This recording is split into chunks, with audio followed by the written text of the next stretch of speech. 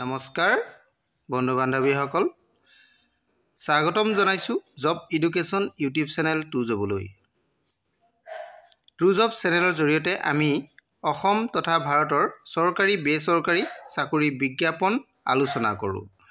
আজিও ঠিক তেনেধৰণে এটা বিশেষ বিজ্ঞাপনৰ বিষয়ে আলোচনা কৰিম। গতিকে বন্ধু বান্ধৱীসকল ভিডিঅ'টো শেষলৈকে চাব।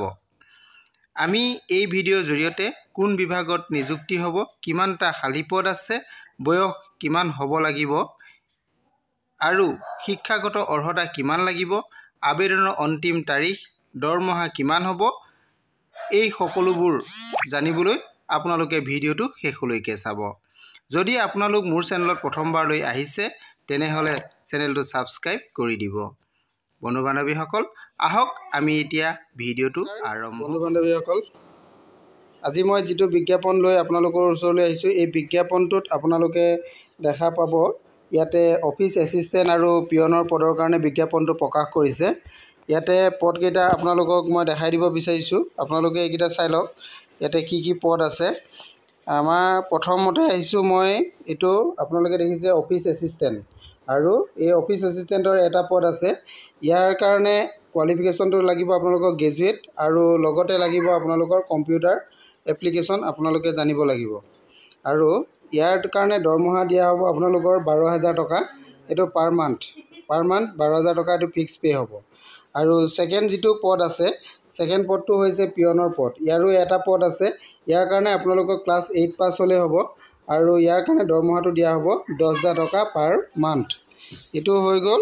আৰু ইয়াতে দুটা পদৰ কাৰণে বিজ্ঞাপনটো প্ৰকাশ কৰিছে। এই বিজ্ঞাপনটোৰ কাৰণে আপোনালোকে এপ্লাই কৰিব পাৰিব। ইয়াত এপ্লাই কৰিবৰ কাৰণে আপোনালোকৰ বয়সৰ সীমাটোৰ কথাও উল্লেখ আছে আৰু কিমান তাৰিখে আপোনালোকে এপ্লাই কৰিব লাগিব সেইখিনি কথাও ইয়াতে উল্লেখ আছে। আৰু আপোনালোকে ইয়াত কেনেধৰণে এপ্লাই কৰিব এইখিনি কথাও মই কৈ আছোঁ আপোনালোকক। আপোনালোকে ভিডিঅ'টো শেষলৈকে চাই থাকক। আপোনালোকে ইয়াৰ এই পদকেইটাৰ কাৰণে এপ্লাই কৰিব লাগিব আপোনালোকে 21 মে'ৰ ভিতৰত পোৱাকৈ এপ্লিকেশ্যন ফৰ্ম পঠাব লাগিব। এইটো যিহেতু অফলাইন এপ্লিকেশ্যন কৰিব লাগিব, গতিকে আপোনালোকে যিটো অফলাইন এড্ৰেছ হয় এড্ৰেছটো আপোনালোকে লিখি ৰাখিব।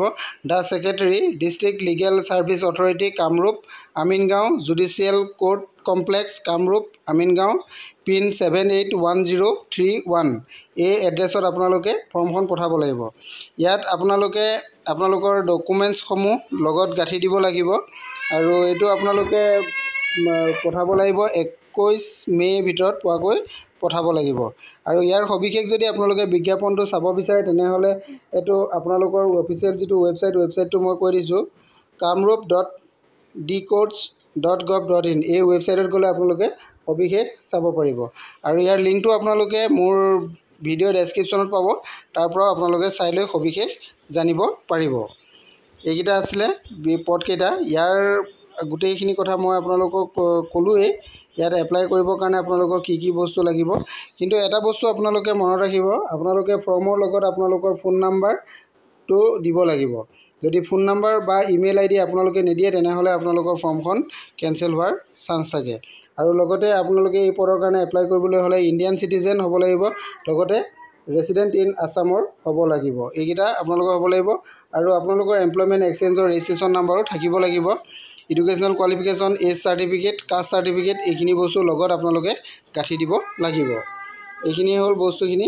আপোনালোকৰ সবিশেষ মই ইয়াতে কৈ দিলোঁ কি কি পদৰ কাৰণে আপোনালোকে এপ্লাই কৰিব লাগে। আৰু লগত আপোনালোকে যিখন আছাম গেজেটৰ ষ্টেণ্ডাৰ্ড ফৰ্ম হয়, এই ষ্টেণ্ডাৰ্ড ফৰ্মত ফৰ্ম ফিল আপ কৰি পঠাব লাগিব। Thank U.